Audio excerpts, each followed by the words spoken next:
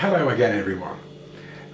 What I thought I'd do today is to show you my latest acquisition and just to make some comments on the relative accuracy of different mechanical movements from AliExpress. So here we go. This has taken nearly 6 weeks to come from China. We better see if it's arrived in one piece, hadn't we? Anyway, nice black and orange brushed nylon case with a zipper. We better open it up and see if our piece has survived the journey. Yeah, it came with a stamped guarantee card, which is deliberately out of focus. And yeah, that looks alright. There's just a, oh, yeah, there's even a little peel off sticker on the back. Oh, I love that. Right. So the date on the guarantee card says the 6th of December, which is when I bought it. As you can see, this is when it arrived, which is 14th of January. I don't know. AliExpress usually does a lot better than this. If I remember correctly, the reference number for this is Millifortic MF111 dash something or other. So what I'm going to do now is I'm just going to give it a full wind and wear it for a couple of days and observe the accuracy on it, and then I'll put it on the time grapher on Friday. So there you go with that. Well, the nearest thing I could find on the SIN website was this 556, which, as you will see, doesn't have the same hour hand as mine. Moreover, this one has a date. You can just about see that at between 4 and 5 o'clock. And also this has an SW200, so it's a high beat, well, bog standard Swiss movement. So what can we do?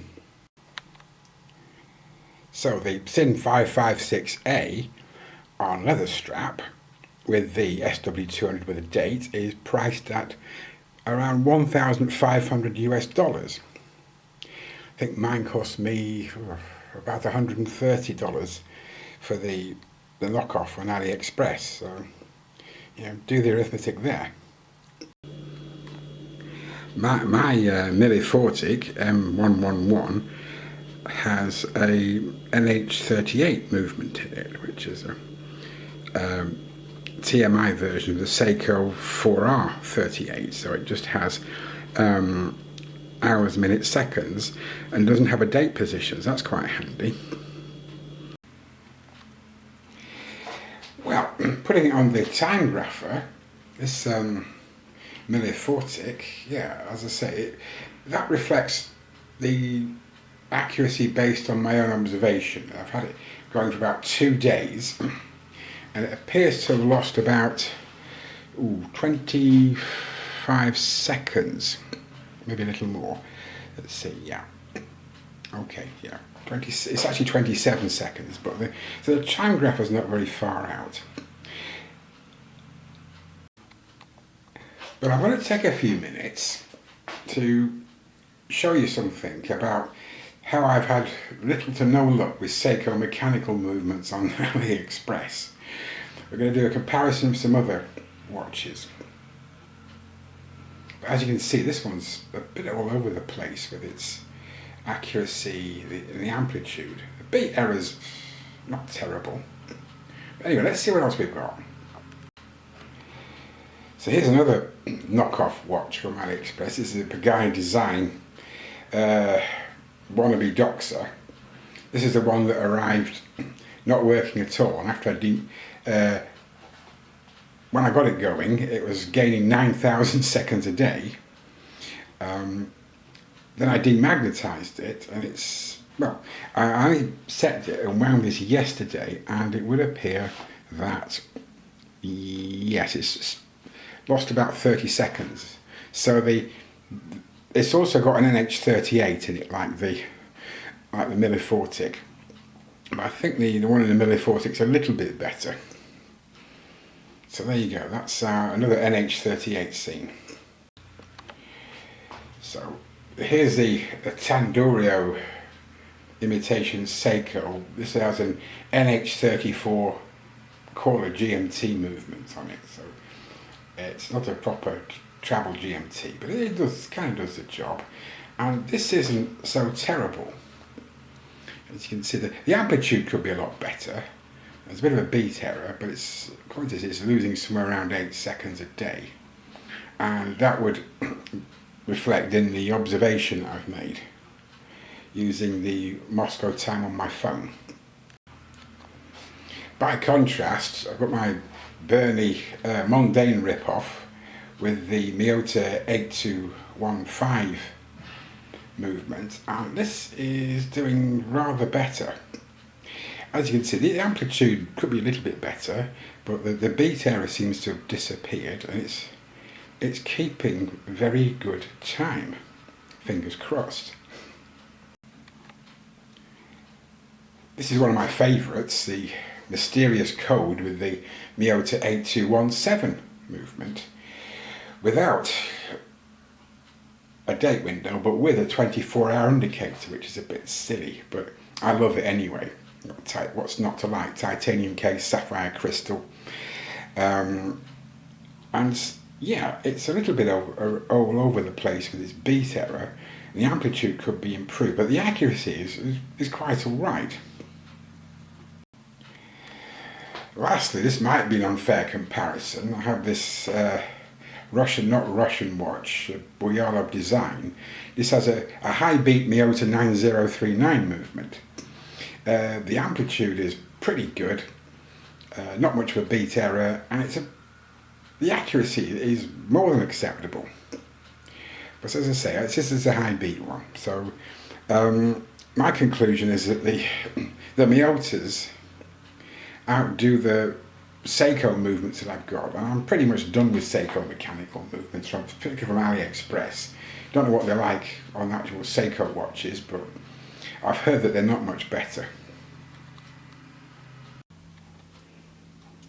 As you can see, the observation using Moscow time on this new Miller Fortic isn't too far off. It's what's it lost now? Oh my goodness me! Yeah, just over 25 seconds. It's been running for 2 days. Oi, oi, oi. Well, we'll have to accept that, I suppose. One day I might get the back off and fiddle around with it, but we'll see. Sometimes, in fairness, it might be the luck of the draw with the individual watch. This is, again, what I went with. But I could have had this. It's the same movement, basically the same watch, I think. And that's more of a Sin 556 rip-off.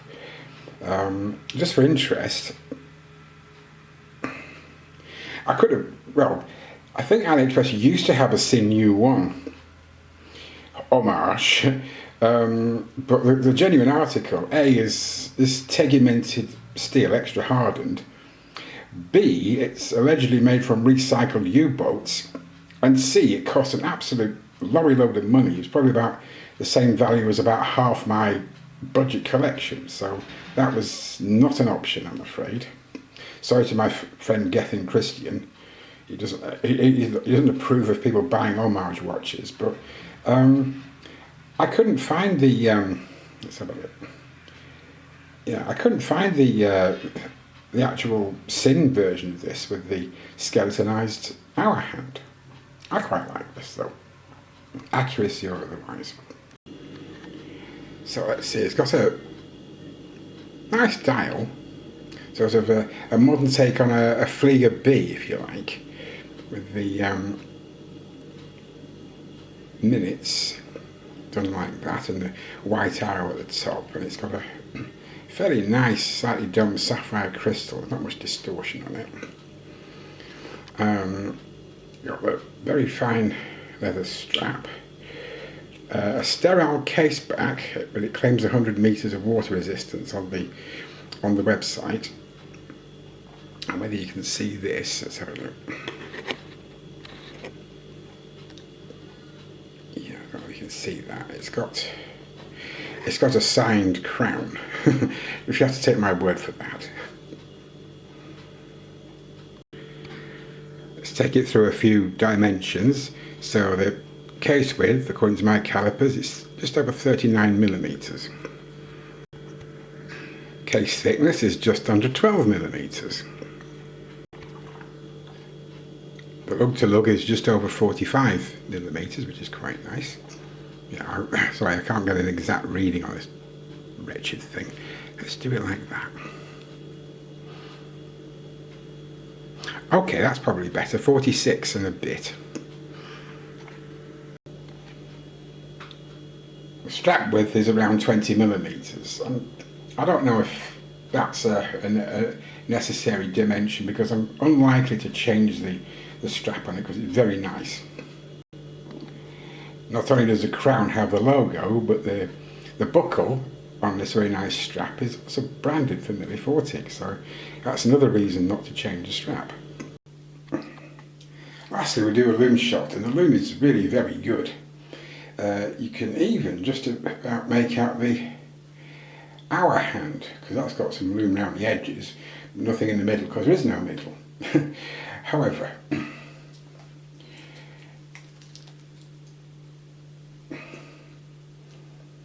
it doesn't do too well next to the Burney, which has a completely loomed dial.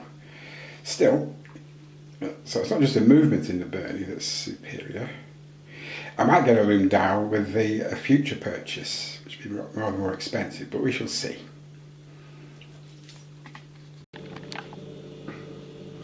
Well, to conclude, I'm generally quite satisfied with this. It was a long time in coming, but yeah, I do like the quality of the construction, and the movement's okay.